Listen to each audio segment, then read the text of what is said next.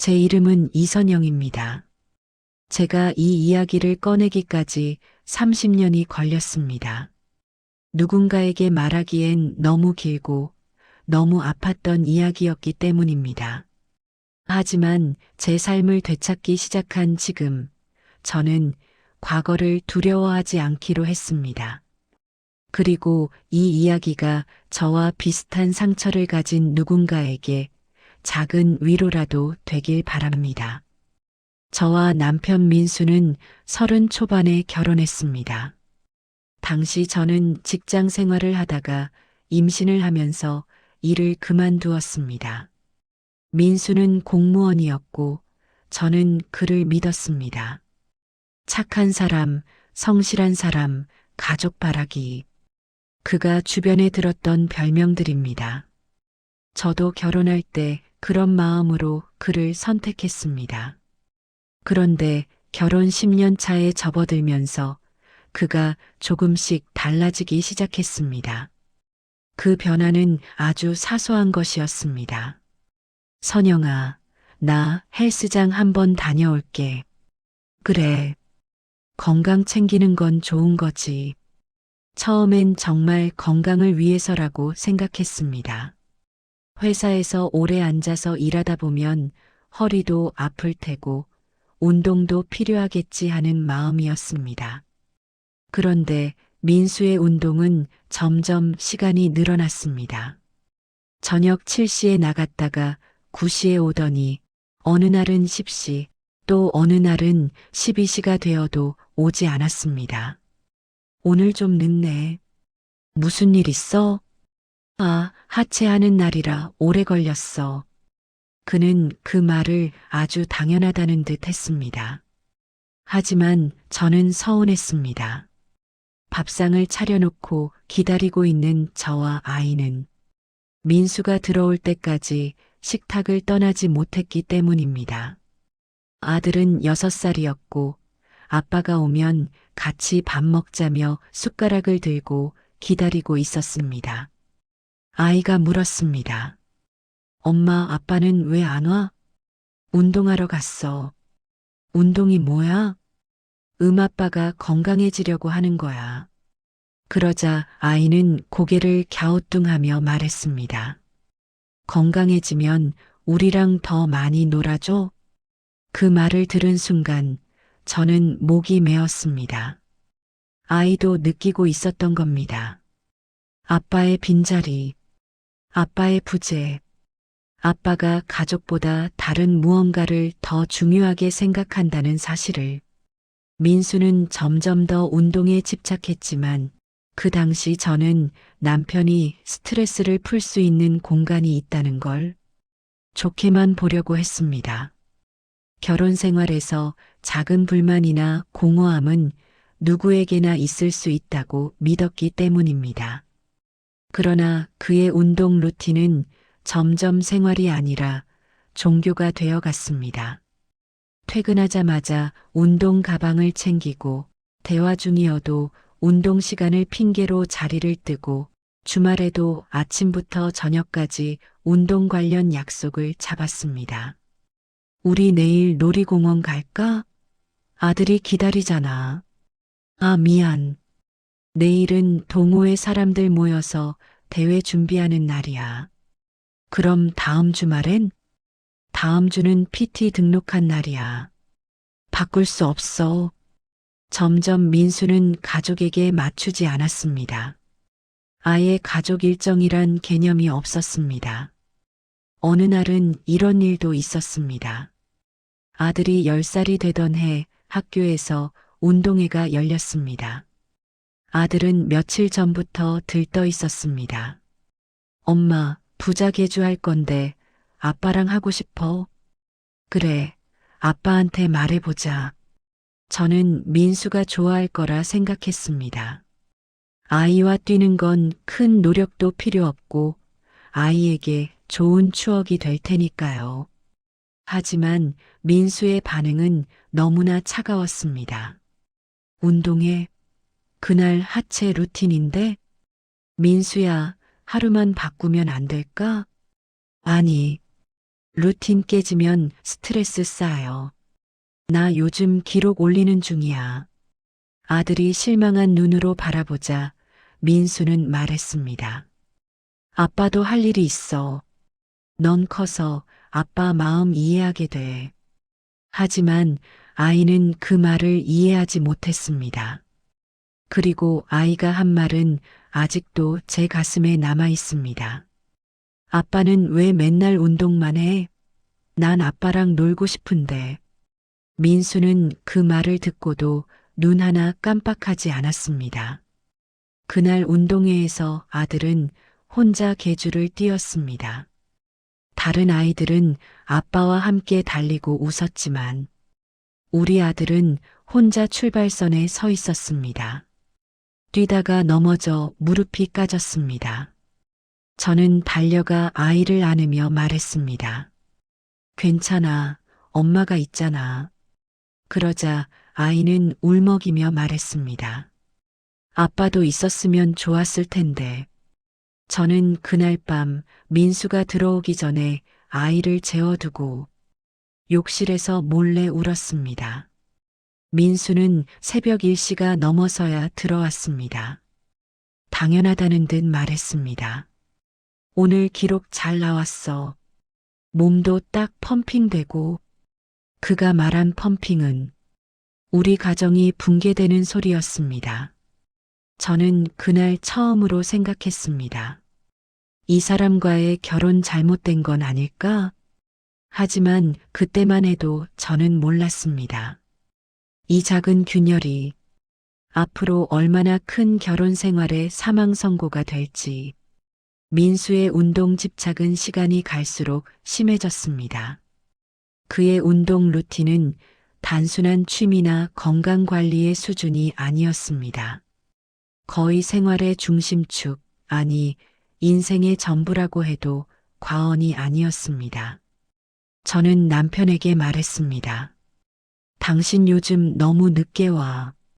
아이도 기다리고 나도 기다리고 우리 같이 밥 먹자. 선영아, 나도 그러고 싶은데 시간이 없어. PT 시간은 정해져 있고 동호회 사람들도 그 시간에 맞춰 오잖아. 하루 정도는 조절할 수 있잖아. 내 루틴 깨지면 컨디션 무너져. 그럼 운동 성과도 떨어지고. 저는 도무지 이해할 수 없었습니다. 가족과의 시간을 루틴 깨진다는 이유로 거절하는 남편. 그는 나날이 가족보다 운동을 최우선에 두었습니다. 운동복, 운동 가방, 단백질 보충제, 닭가슴살 도시락, 고구마, 계란 흰자, 크레아틴. 집에 쌓인 물건들은 마치 선수 준비실 같았습니다. 부엌 냉장고 한 칸은 통째로 민수의 보충식으로 채워졌습니다. 민수야, 이건 좀 줄이면 안 될까? 아이 반찬 넣을 공간이 없어. 그럼 냉장고 하나 더 사면 되지. 돈은? 내 운동엔 투자해야지.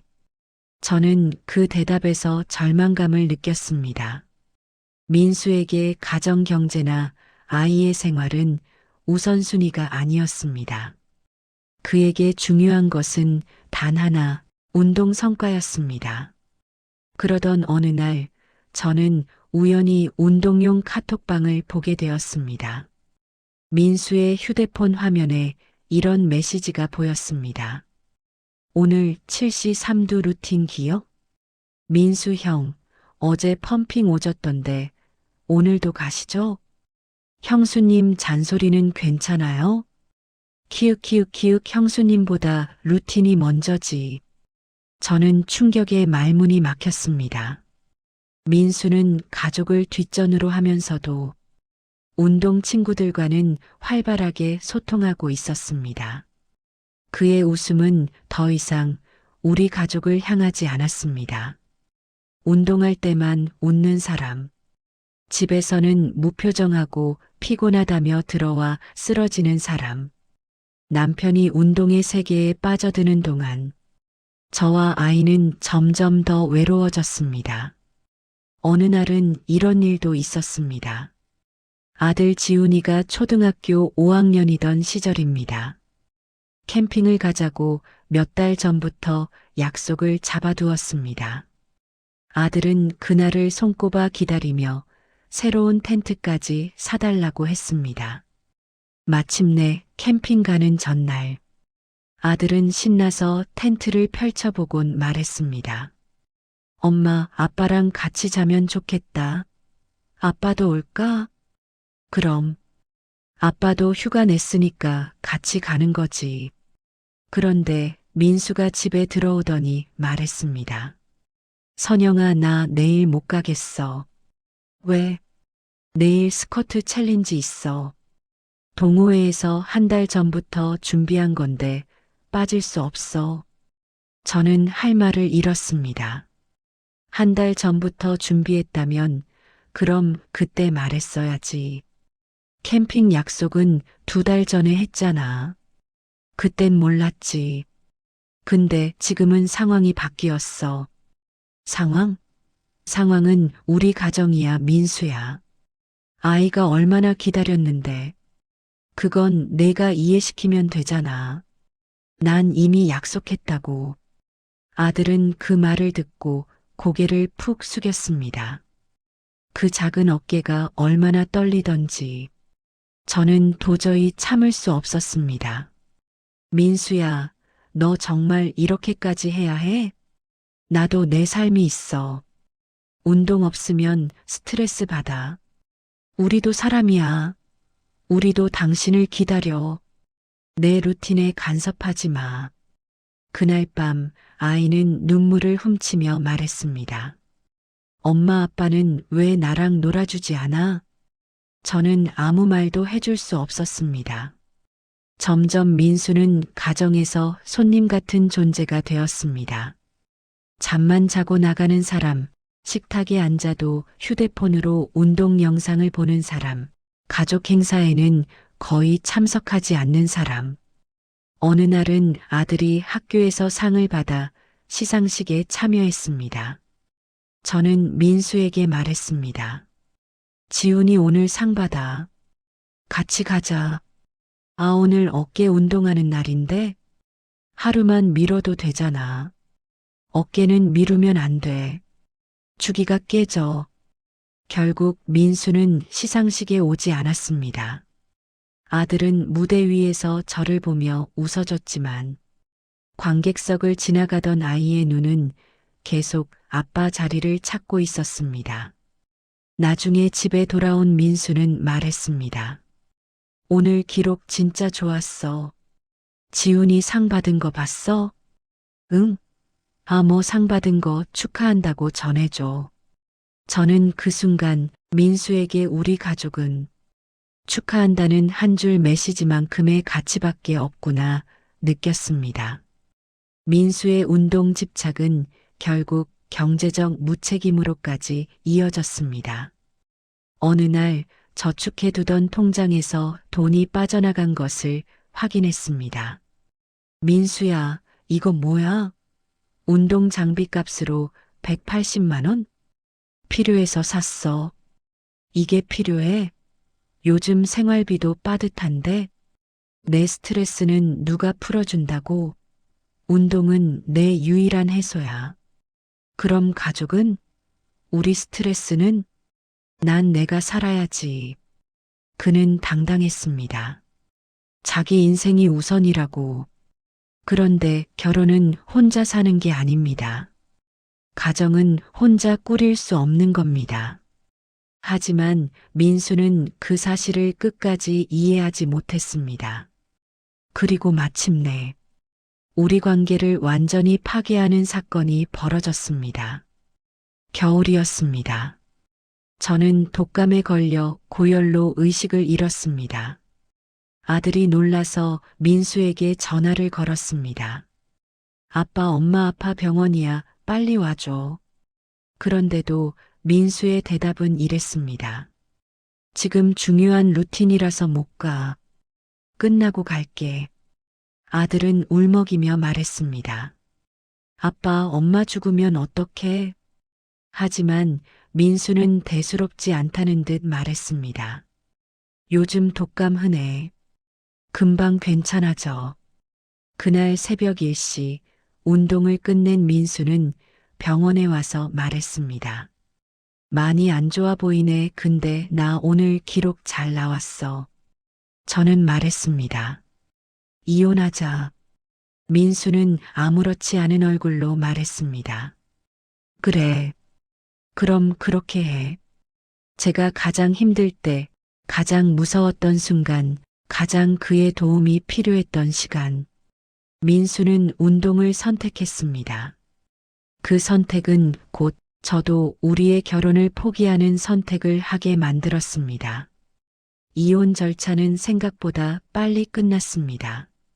민수는 의외로 아무런 저항도 하지 않았습니다.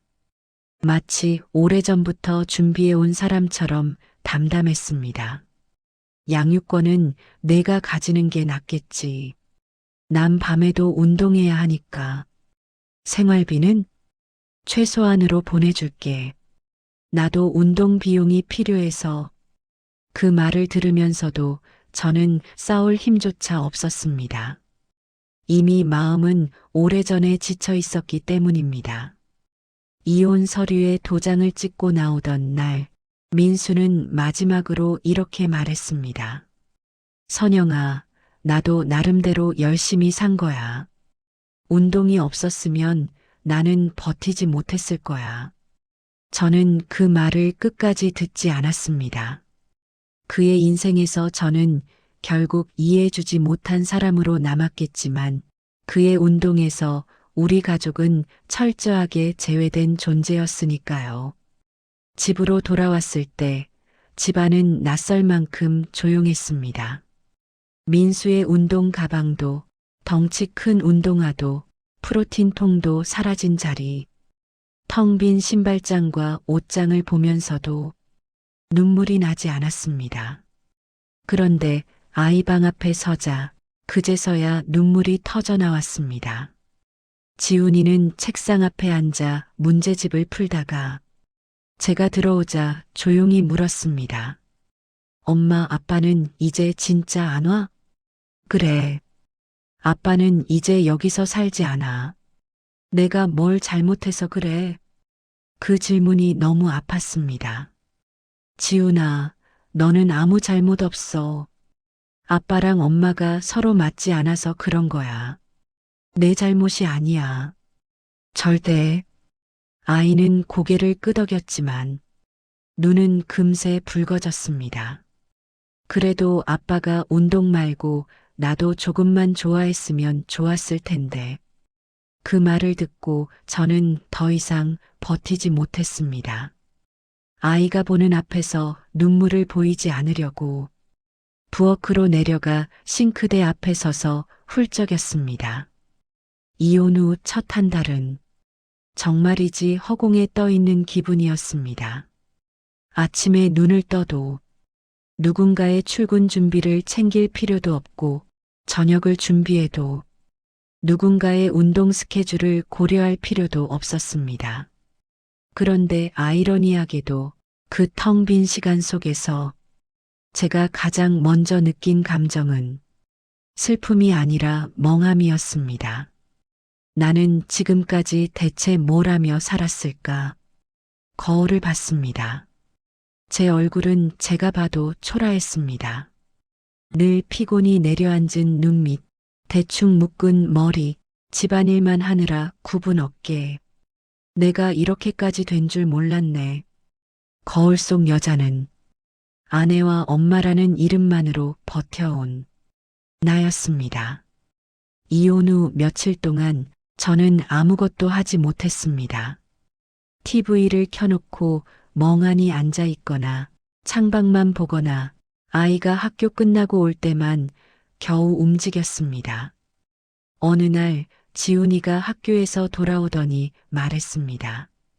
엄마, 오늘 학교에서 상담쌤이 그러시더라. 힘들면 엄마도 혼자만 참지 말고 도움 받으라고. 엄마는 괜찮아. 안 괜찮아 보여.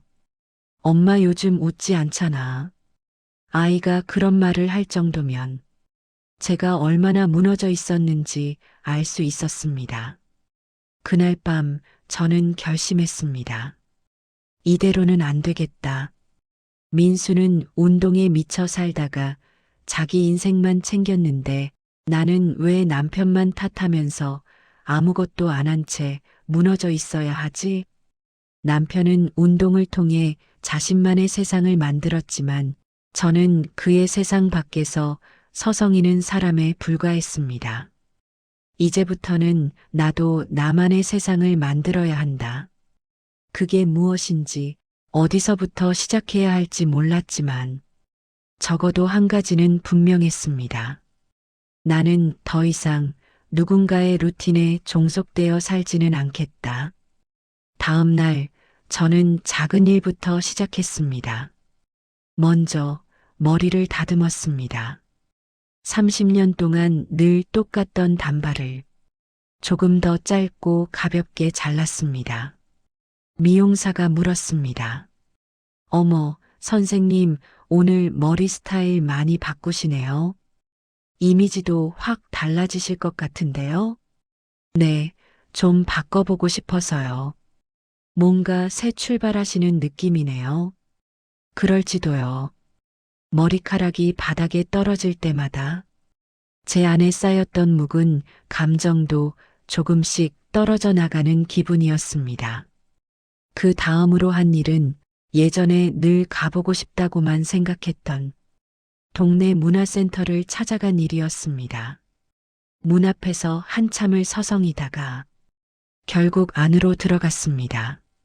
안내 책자를 보니 정말 다양한 강좌들이 있었습니다. 요가 필라테스, 생활체조, 수채화, 캘리그래피, 컴퓨터 기초, 영어 회화, 시니어 라인 댄스. 그중 제 눈을 잡아끈 건 시니어 기초 필라테스였습니다. 필라테스 이게 뭔지는 정확히 모르겠는데 예전에 민수가 흘려보던 운동 영상에서 젊은 여자들이 매트 위에서 동작을 하던 게 떠올랐습니다. 그때는 나랑 상관없는 세계라고 생각했는데 지금은 이상하게도 끌렸습니다. 이제라도 나도 내 몸 좀 챙겨볼까? 접수 창구에 다가가 조심스럽게 말했습니다. 저 필라테스 반 아직 자리 있나요? 네, 선생님. 다음 주 개강인데 몇 자리 남아 있어요. 그럼 신청할게요. 신청서를 적으면서 이상하게 손이 떨렸습니다. 마치 아주 큰 결정을 내리는 것처럼 이혼 도장 찍을 때보다 더 떨리는 느낌이었습니다. 이제 드디어 나를 위해 뭔가를 시작하는 거구나. 집으로 돌아오는 길, 겨울바람이 차가웠지만 제 마음은 묘하게 따뜻했습니다. 지훈이는 제 손에 쥐어진 수강 신청서를 보더니 말했습니다. 엄마, 이게 뭐야? 엄마가 운동 배우러 가는 거야. 필라테스. 엄마도 운동해? 응. 이제 엄마도 자기 몸 좀 챙기려고. 좋다. 아빠처럼 우리 버리고 운동만 다니지만 않으면 돼. 저는 웃었습니다. 엄마는 너랑 같이 살면서 운동할 거야. 너를 버리려고 하는 운동이 아니라 엄마를 지키려고 하는 운동이야. 그날 밤 저는 오랫동안 잊고 지냈던 설렘을 느끼며 잠이 들었습니다. 필라테스 첫 수업 날 저는 체육관 문 앞에서 한참을 서 있었습니다. 문 너머로 들려오는 음악과 웃음소리, 요가 매트를 정리하는 소리, 누군가의 숨 고르는 소리. 내가 여기에 있어도 되나? 순간 민수의 말이 떠올랐습니다. 운동은 나 같은 사람들이 하는 거야. 넌 그냥 집에서 편히 쉬어. 그 말이 얼마나 폭력적인 말이었는지 이제야 실감이 났습니다. 용기를 내어 문을 열고 들어갔습니다. 이미 여러 명의 수강생들이 자리를 잡고 있었습니다. 제 또래도 있었고 저보다 더 나이가 많아 보이는 분도 계셨습니다. 강사가 다가와 웃으며 인사했습니다. 처음 오셨어요? 반가워요. 무리하지 않고 천천히 할 거니까 걱정하지 마세요. 네, 제가 몸이 많이 굳어서요. 몸이 굳어 있다는 건 이제부터 더 좋아질 일만 남았다는 뜻이에요. 그 말이 이상하게 위로가 되었습니다. 수업은 생각보다 힘들었습니다. 매트에 누워 다리를 들어 올리는 동작 하나도 허리와 복부가 동시에 끌려 올라가는 느낌이었고, 손을 뻗고 버티는 동작에서는 팔이 후들후들 떨렸습니다. 선생님 힘드시죠? 근데 호흡을 같이 쓰시면 훨씬 수월해져요. 숨 들이마시고 내쉬고. 네, 잘하고 계세요. 처음에는 저 동작을 따라가는 것조차 힘들었지만, 한 수업, 두 수업, 시간이 지날수록 조금씩 제 몸이 반응하기 시작했습니다. 수업이 끝나고 집에 돌아오는 길, 저는 거울에 비친 제 모습을 보았습니다. 얼굴이 달아올라 있었고, 땀으로 이마가 젖어 있었지만, 오랫동안 느끼지 못했던 살아있음을 느꼈습니다. 나도 움직일 수 있는 사람이었구나. 필라테스를 시작한 지 2달쯤 됐을 때 여러 변화가 찾아왔습니다. 새벽에 깨는 일이 줄어들었습니다. 계단을 올라갈 때 숨이 덜 찼습니다. 허리 통증이 줄어들었습니다. 무엇보다 기분이 자주 좋아졌습니다. 지훈이가 말했습니다. 엄마 요즘 표정이 많이 좋아졌어. 그래? 응. 예전에는 맨날 피곤해 보였거든. 그 말을 듣고 저는 깨달았습니다. 이혼 이전의 제 모습은 지훈이에게도 늘 지친 엄마로만 보였다는 것을. 필라테스 반에서 몇몇 수강생과 친해지기도 했습니다. 선생님, 오늘 동작 진짜 잘하시던데요? 아직 많이 부족해요. 저는 무릎이 안 좋아서 걱정했는데 여기 와서 많이 좋아졌어요. 이 나이에 이렇게 웃으면서 운동하게 될 줄 몰랐어요. 그분들의 이야기를 들으면서 저는 깨달았습니다. 나만 힘든 줄 알았던 삶이 사실은 모두에게 각자의 무게로 존재하고 있다는 것을. 어느 날 강사가 조용히 제게 말했습니다. 선생님, 혹시 나중에라도 시니어 필라테스 지도자 과정 한번 생각해 보실래요? 제가요? 저는 그냥 따라하기도 벅찬데요. 처음에 다 그러셨어요. 근데 선생님은 동작 이해도도 빠르고 다른 분들한테 설명도 잘해주시잖아요. 사실이었습니다. 수업 중에 옆에 계신 분이 자꾸 동작을 헷갈려 하셔서 제가 몇 번 도와드린 적이 있었습니다. 선생님 덕분에 이해됐어요. 고마워요. 아, 아니에요. 저도 잘 몰라요, 아직. 그 작은 경험들이 쌓여 강사의 눈에 들어갔던 모양입니다. 집에 돌아와 그 말을 계속 곱씹었습니다. 내가 누구를 가르친다고? 30년 동안 저는 누군가의 아내, 누군가의 엄마로만 살아왔습니다. 누군가를 직접 지도하고 이끄는 사람은 돼볼 생각도 못했습니다. 하지만 마음 한쪽이 뜨겁게 반응하고 있었습니다. 나도 누군가에게 도움이 될 수 있을까? 그날 밤 저는 지훈이에게 조심스럽게 물었습니다.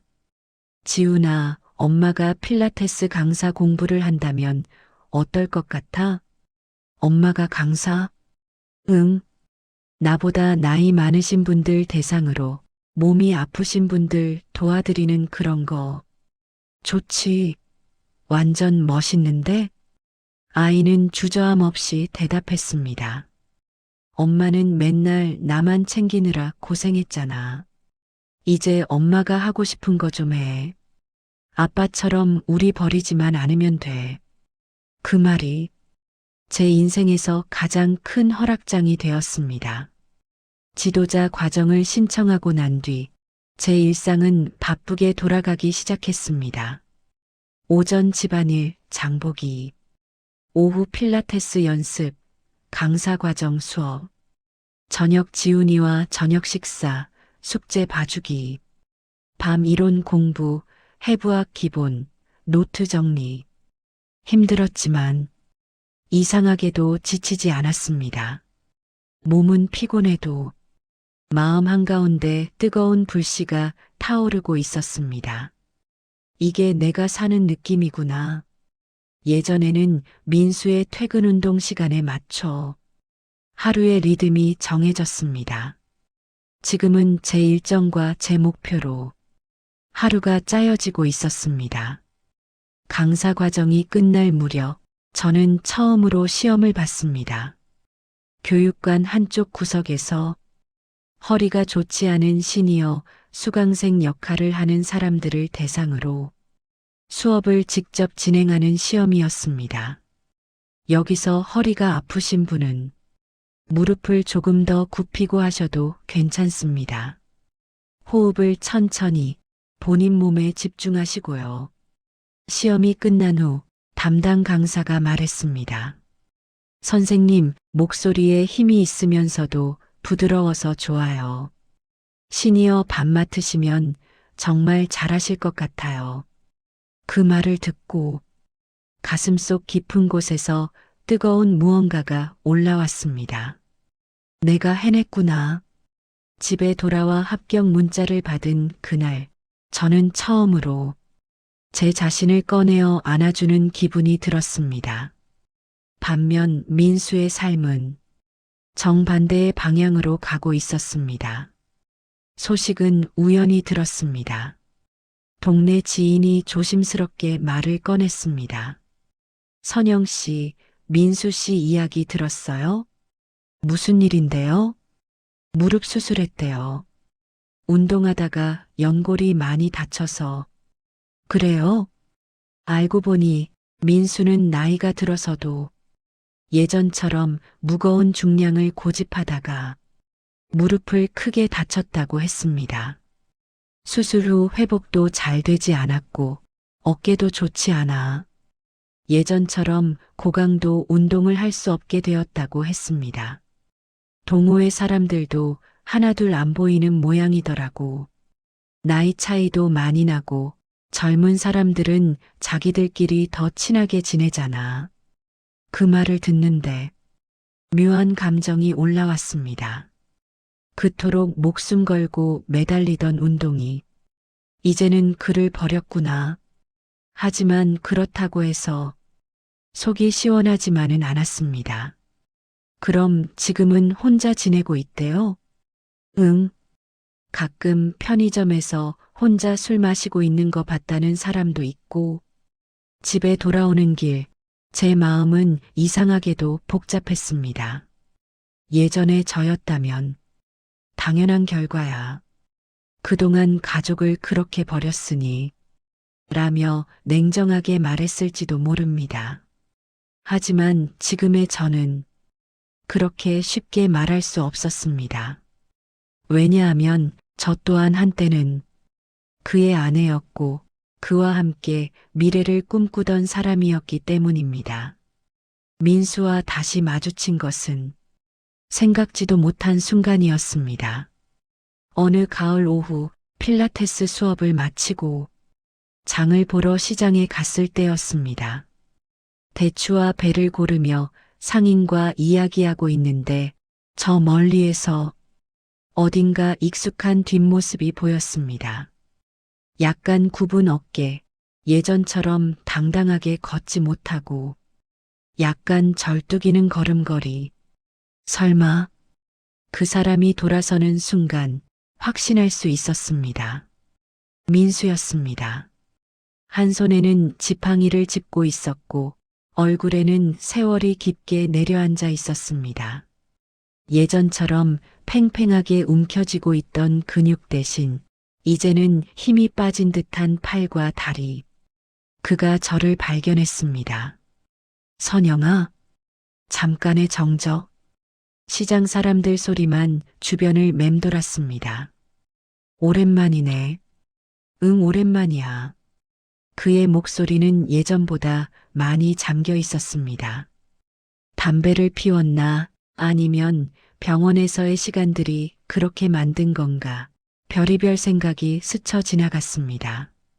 민수가 먼저 말을 꺼냈습니다. 잘 지냈어? 응, 나름대로.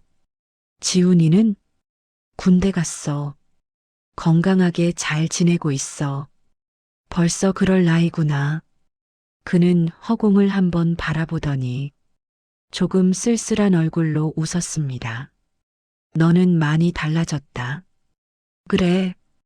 표정이 예전보다 훨씬 밝아졌어. 저는 그 말을 듣고 조용히 웃으며 말했습니다. 그래. 이제야 좀 내 삶을 살게 된 것 같아. 잠시 침묵이 흘렀습니다. 민수는 지팡이를 조금 더 꽉 쥐었습니다. 나 요즘 무릎이 안 좋아. 운동하다가 무리해서 수술했어. 들었어. 내가 알 정도면 동네에 다 소문났겠지. 그는 허탈하게 웃었습니다. 웃기지? 운동이 내 인생의 전부였는데 지금은 계단만 올라가도 숨이 차. 무릎도 아프고 어깨도 아프고 운동하면서 얻은 건 상장 몇 장이랑 남들한테 들었던 형 대단하다는 말뿐이더라. 그의 말을 듣는 동안 제 마음 한쪽이 이상하게 시렸습니다. 아프다 보니까 생각이 많아지더라. 아플 때 옆에 있어줄 사람도 없고 수술실 앞에서 기다려줄 사람도 없고 민수는 제 얼굴을 똑바로 보지 못했습니다. 그때 병원에서 혼자 누워 있는데 문득 내 생각이 나더라. 예전에 내가 그랬잖아. 내가 아플 때 내 옆에 있어 달라고. 그땐 이해 못했어. 근데 이제 알겠더라. 누군가 내 옆에 있어 주는 게 얼마나 큰 힘이 되는지. 저는 가만히 서서 그의 말을 듣고 있었습니다. 그가 하는 말 하나하나가 과거의 상처를 건드리면서도 어쩐지 완전히 미워할 수만은 없는 마음을 만들었습니다. 선영아, 응, 돌아갈 수 있을까? 다시 예전처럼. 그 말에 저는 천천히 고개를 들었습니다. 예전이었다면 잠시 흔들렸을지도 모릅니다. 하지만 지금의 저는 달랐습니다. 민수야, 나는 이제 예전으로 돌아갈 수 없어. 그의 눈이 흔들렸습니다. 너를 미워해서가 아니야. 이혼이 너무 힘들어서도 아니고, 그냥 이제야 비로소 내 인생을 살게 됐거든. 민수는 말없이 제 얼굴을 바라보았습니다. 그 눈빛 속에는 후회, 미안함, 그리고 어쩔 수 없이 늦어버린 시간들이 담겨 있었습니다. 나는 지금 시니어 필라테스 수업을 하고 있어. 나보다 나이 많으신 분들, 몸이 아프신 분들 도와드리면서 살고 있어. 그래, 응. 예전엔 누군가의 아내, 누군가의 엄마로만 살았는데, 지금은 그냥 이선영으로 살고 있어. 민수는 고개를 끄덕였습니다. 부럽다. 넌 이제 내 이름으로 사는구나. 난 아직도 운동 말고는 할 줄 아는 게 없는 사람인데, 그 말에는 진심 어린 자책이 담겨 있었습니다. 그래도 넌 살아있잖아. 이제라도 다른 길을 찾을 수 있지 않을까? 이 나이에? 내가 그 나이에 시작했어. 민수는 그제야 제 얼굴을 제대로 바라보았습니다. 내가 이렇게까지 강해졌을 줄은 몰랐어. 약해서는 버틸 수 없었으니까. 잠시 후 민수는 조용히 물었습니다. 그래도 가끔은 내 생각나? 응. 좋았던 날도 기억나고 힘들었던 날도 기억나. 미워? 예전엔 많이 미웠지. 그런데 지금은 그냥 하나의 기억이야. 내가 여기까지 오게 만든 과정 중 하나. 민수의 눈가가 붉어졌습니다. 선영아, 그때 정말 미안했다. 너 아플 때 병원 안 간 거, 지훈이 운동회 안 간 거, 캠핑 약속 어긴 거, 너무 늦게 후회해서 미안하다. 저는 숨을 깊게 들이마셨다가 내쉬었습니다. 오래 묵혀둔 말을 꺼낼 차례였습니다. 민수야, 사과해줘서 고마워. 근데 나는 이제 그 사과에 매달려 살고 싶진 않아. 그는 천천히 고개를 끄덕였습니다. 그래, 너는 이미 나 없이도 잘 살 수 있는 사람이 되어버렸구나. 응, 나는 이제 누군가의 그림자 말고 내 삶의 주인으로 살고 싶어. 잠시 침묵이 흘렀습니다.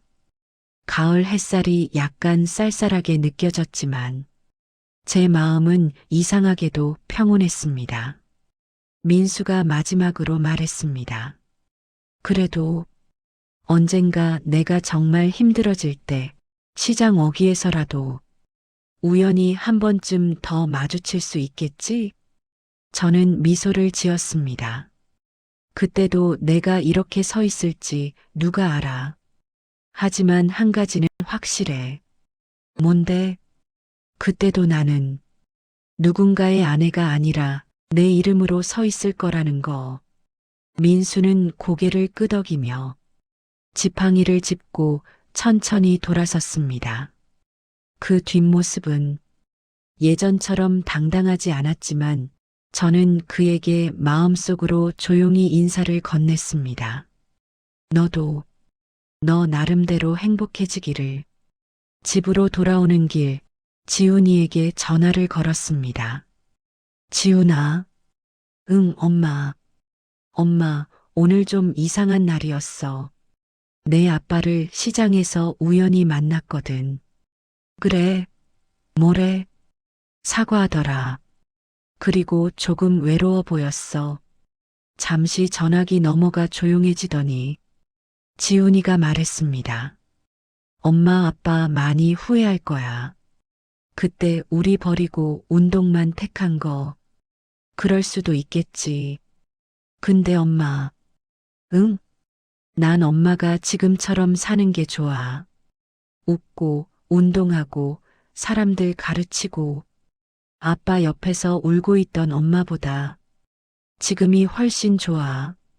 그 말을 듣는 순간 눈물이 왈칵 쏟아질 뻔했습니다. 그래, 엄마도 지금이 더 좋아. 전화를 끊고 창밖을 보았습니다. 하늘은 맑았고 바람은 상쾌했습니다.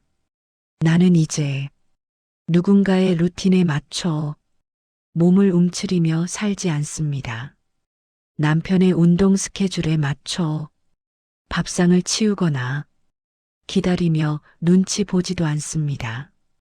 이제 나는 내 호흡에 맞춰 숨쉬고 내 발걸음에 맞춰 걸으며 내가 선택한 운동으로 내 인생을 지켜나가고 있습니다.